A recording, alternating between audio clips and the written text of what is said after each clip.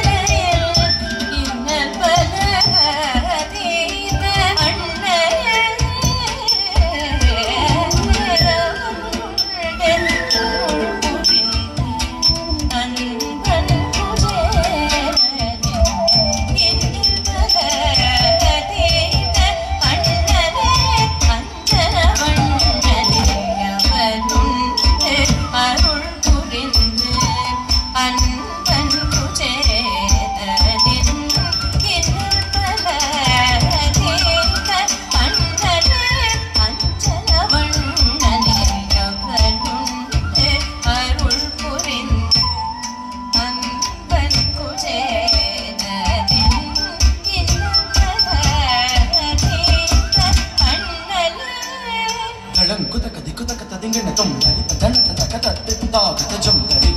తాగతజం తరి తనత జొనత తకతత్తి తాగతజం తరి